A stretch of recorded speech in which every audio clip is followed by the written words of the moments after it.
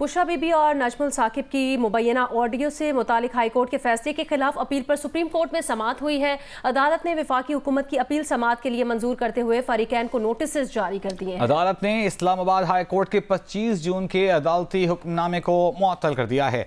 अदालत ने ताहुक्म सानी इस्लामाबाद हाई कोर्ट को इस केस पर मजीद कार्रवाई से भी रोक दिया है। जस्टिस अमीनुद्दीन खान और जस्टिस नईम अख्तर अफगान पर मुश्तमिल 2 रुकनी बेंच ने इस केस की समाअत की।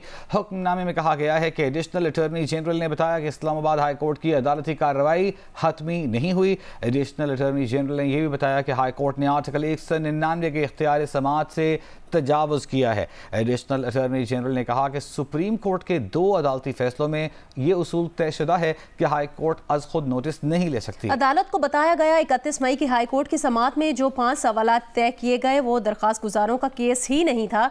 अदालत को बताया गया कि हाई कोर्ट तफ्तीश नहीं कर सकती। बुशरा बीबी और नजमुल साकिब की मुबैना ऑडियो से मुतालिक हाई कोर्ट के फैसले के खिलाफ अपील पर सुप्रीम कोर्ट में समाअत हुई है। अदालत ने वफाकी हुकूमत की अपील समाअत के लिए मंजूर करते हुए फरीकैन को नोटिस जारी कर दिया। अदालत ने इस्लामाबाद हाई कोर्ट के 25 जून का अदालती हुक्मनामा मुअत्तल कर दिया। अदालत ने ताहुक्म सानी इस्लामाबाद हाई कोर्ट को मजीद कार्रवाई से रोक दिया है और जस्टिस अमीनुद्दीन खान और जस्टिस नईम अख्तर अफगान पर मुश्तमिल 2 रुकनी बेंच ने समाअत की है। बुशरा बीबी और नजमुल साकिब की मुबैना ऑडियो से मुताल्लिक हाई कोर्ट के फैसले के खिलाफ अपील पर सुप्रीम कोर्ट में समाअत हुई। 2 रुकनी बेंच था जिसने समाअत की। जस्टिस अमीनुद्दीन खान, जस्टिस नईम अख्तर अफगान पर मुश्तमिल ये 2 रुकनी बेंच ने समाअत की। अदालत ने वफाकी हुकूमत की अपील समाअत के लिए मंजूर की, फरीकैन को नोटिस जारी किए, साथ ही इस्लामाबाद हाई कोर्ट के 25 जून के हुक्मनामे को मुअत्तल कर दिया। अदालत ने ताहुक्म सानी इस्लामाबाद हाई कोर्ट को इस पर मजीद कार्रवाई से रोक दिया है और जस्टिस अमीनुद्दीन खान और जस्टिस नईम अख्तर अफगान पर मुश्तमिल 2 रुकनी बेंच था जिसने समाअत की। हुक्मनामे में कहा गया है कि एडिशनल अटॉर्नी जनरल ने तवज्जो दिलाई कि इस्लामाबाद हाई कोर्ट के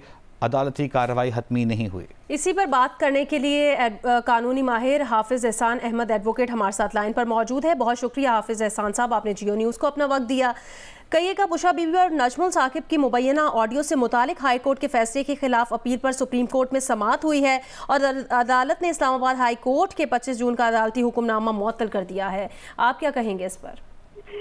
बिस्मिल्लाहिर्रहमानिर्रहीम। आज जो सुप्रीम कोर्ट ऑफ पाकिस्तान का 2 मेंबर्स बेंच जिसने आज केस को सुना है, मेरा ख्याल है उनकी बिल्कुल सही ऑब्जर्वेशंस आई हैं जो लीगल और कॉन्स्टिट्यूशनल है। कि नंबर 1 उसके अंदर ये है कि आपको पता होगा इस चीज के अंदर कि ये जो मामला था ये अप्रैल 2023 के अंदर सर्टन ऑडियो लीक्स जो थी वो आई थी, जिसके अंदर एक फॉर्मर चीफ जस्टिस के रिलेटिव की थी और एक फॉर्मर चीफ जस्टिस के सन की थी। इसके ऊपर फेडरल गवर्नमेंट ने एक कमीशन 3 मेंबर्स कमीशन को कॉन्स्टिट्यूट किया 20 मई 2023 को और उसके अंदर उस दौर के जो प्योने जज थे जस्टिस काजी फायजीसा साहब थे, justice Aamir Farooq Islamabad high court के चीफ जस्टिस थे और उसके बाद chief justice Balochistan high court justice Naeem Akhtar Afghan उसके अंदर शामिल थे और उस कमीशन ने अपनी प्रोसीडिंग्स का भी आगाज उसके अंदर कर दिया था। लेकिन 26 तारीख को सुप्रीम कोर्ट ऑफ पाकिस्तान ने उस प्रोसीडिंग्स को सस्पेंड कर दिया और उसके बाद जून 2023 के अंदर फिर उस प्रोसीडिंग्स की कंटिन्यूटी को बंद कर दिया, यानी कि अपने स्टे ऑर्डर को कंटिन्यू रखा और उसके बाद ये मामला जो था वो हाई कोर्ट के अंदर चला गया। मैं समझता हूँ कि जब मामला सुप्रीम कोर्ट ऑफ पाकिस्तान के अंदर था या उसके बाद आपका एक कमीशन बन चुका था और वो अभी तक सुप्रीम कोर्ट ऑफ पाकिस्तान के अंदर मैटर पेंडिंग है, तो हाई कोर्ट को इस मामले के अंदर कॉग्निजेंस नहीं लेना चाहिए था। अगर उनके पास पिटीशन भी गई थी तो उन्हें एडवाइस करना चाहिए था कि आप पहले सुप्रीम कोर्ट ऑफ पाकिस्तान से एक फैसला करवा के आए। ये तो उसका एक लीगल या कॉन्स्टिट्यूशनल एस्पेक्ट है। दूसरा उसका एस्पेक्ट ये है कि क्या हाई कोर्ट ने जो मामला डिसाइड किया था वो इन अकॉर्डेंस विद लॉ या कॉन्स्टिट्यूशन किया था या नहीं है, ये भी एक बहुत बड़ा लीगल क्वेश्चन मार्क है। चूंकि हाई कोर्ट ने सारा जो जिस था अपना वो रखा था फेयर ट्रायल एक्ट 2013 के ऊपर कि जी उसके अंदर जो है एक वारंट की जरूरत होती है और हाई कोर्ट के जज साहब से परमिशन लेनी चाहिए। हालांकि जो 2013 का लॉ है फेयर ट्रायल एक्ट वो डील करता है आपके जो 5 शेड्यूल्ड लॉज हैं जिसके अंदर आपका न्यूक्लियर अथॉरिटी लॉ है, फिर उसके बाद आपका 1974 का एक लॉ है, फिर उसके बाद एक आपका एंटी टेररिज्म का लॉ है। तो जिस कॉन्टेक्स्ट के अंदर उनके पास केस जा रहा था उस केस की कॉन्टेक्स्ट के अंदर जो है वो मामला जो था उसको डिसाइड ही नहीं किया गया था। दूसरा ये है कि क्या पाकिस्तान के जो 2 लॉज हैं जिसके अंदर टेलीग्राफ एक्ट 1985 का और दूसरा पाकिस्तान टेलीकम्युनिकेशन रीऑर्गेनाइजेशन एक्ट 1995 है, उसके अंदर क्या फेडरल गवर्नमेंट की कॉम्पिटेंसी है? तो बिल्कुल फेडरल गवर्नमेंट की कॉम्पिटेंसी है। सेक्शन 54 जो है उसके नीचे जो है फेडरल गवर्नमेंट जो है वो किसी को ऑथोराइज कर सकती है कि वो जो है इलेक्ट्रॉनिक सर्विलेंस जो है या आपकी डिजिटल सर्विस जो है उसको कर सकती है। और दुनिया के ये तकरीबन 34 ममालिक के अंदर जो लॉज जो है वो मौजूद हैं, जिसके अंदर आपका यूनाइटेड स्टेट्स ऑफ अमेरिका भी है, उसके बाद यूके भी है, यूरोपियन कंट्रीज के ममालिक भी हैं, चाइना भी उसके अंदर है। यानी कि हर दुनिया का मुल्क जो है उसने अपनी इंटेलिजेंस एजेंसीज को ऑथोराइज किया हुआ और उसके नीचे एक SOP बनाया है। अब मामला ये था कि क्या सेक्शन 54 के नीचे वो नोटिफिकेशन है या नहीं है, उसको भी फेडरल गवर्नमेंट ने एक नोटिफिकेशन जो है वो जून के जुलाई के अंदर जो था 2024 के अंदर उस नोटिफिकेशन को कर दिया था, लेकिन उसके बावजूद अदालत ने ये सारी चीजें जो थी वो कंसीडर नहीं की और एक ऑर्डर पास किया।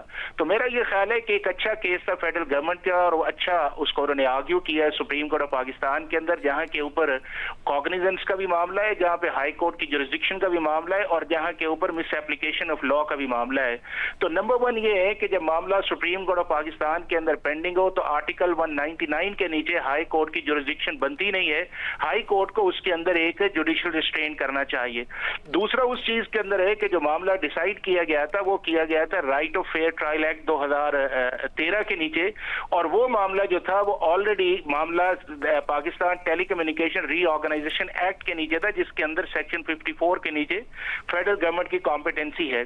और तीसरा ये था कि जो कंटेम्प्ट नोटिस इशू किए गए थे PTA को और दूसरे इंस्टीट्यूशंस को, मेरा ख्याल है कि उसके अंदर भी हाई कोर्ट ने अपनी जो लिमिट्स थी उसको थोड़ा सा एक्सीड किया था उस मामले के अंदर।